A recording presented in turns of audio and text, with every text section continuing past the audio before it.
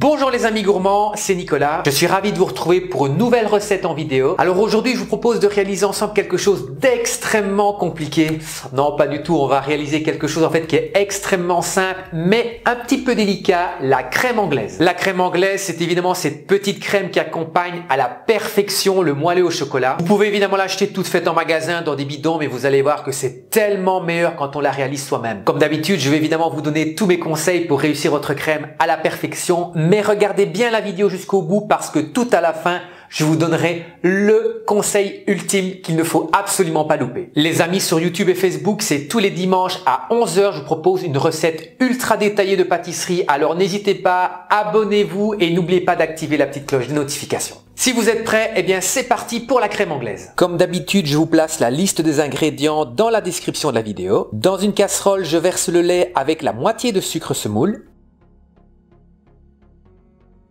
On va à présent porter ce mélange à ébullition. Pendant ce temps, dans un cul de poule, je vais blanchir les jaunes d'œufs avec le restant de sucre semoule.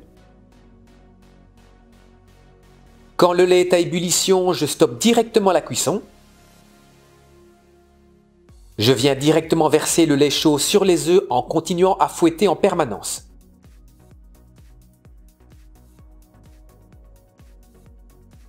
Je viens ensuite reverser ce mélange dans la casserole. Vient ensuite l'étape la plus délicate, la cuisson de la crème anglaise. Alors il existe plusieurs techniques pour vérifier la cuisson. Le plus simple, si vous disposez d'un thermomètre de cuisson, la crème est cuite lorsqu'elle atteint 83-84 degrés. C'est en fait la température à laquelle les œufs commencent à coaguler. La crème anglaise, ce n'est pas une crème coagulée, c'est une crème semi-coagulée. Continuez à mélanger en permanence pour que la température soit homogène. Quand on ne dispose pas d'un thermomètre de cuisson, on utilise la technique habituelle, c'est-à-dire la cuisson à la nappe. Il faut que la crème vienne napper votre spatule. Quand vous passez votre doigt, la crème ne doit pas couler, c'est le signe qu'elle est cuite. Si vous avez peur de la cuisson à la nappe, il existe encore une autre technique qui provient du chef Damien. Quand la crème est cuite, elle fait marche arrière. Regardez bien, vous fouettez énergiquement et vous allez voir que la crème fait marche arrière. Je vous le remontre une fois, regardez bien, hop, elle fait marche arrière.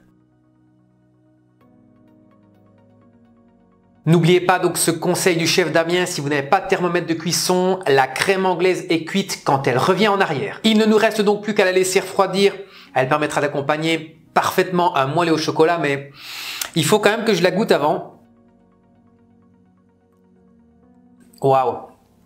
Avec la gousse de vanille dedans, c'est vraiment top. Et bien voilà, notre crème anglaise est enfin terminée. Vous voyez, c'est ultra simple à réaliser et franchement, c'est quand même nettement meilleur une crème anglaise maison plutôt qu'une crème anglaise que vous achetez toute faite en bidon d'1 litre. Cette vidéo est déjà terminée, donc si vous l'avez aimée, n'hésitez pas à exploser le compteur des likes. J'attends également vos commentaires au bas de la description. Je vous fixe rendez-vous la semaine prochaine pour une nouvelle recette en vidéo. D'ici là, portez-vous bien. À la semaine prochaine.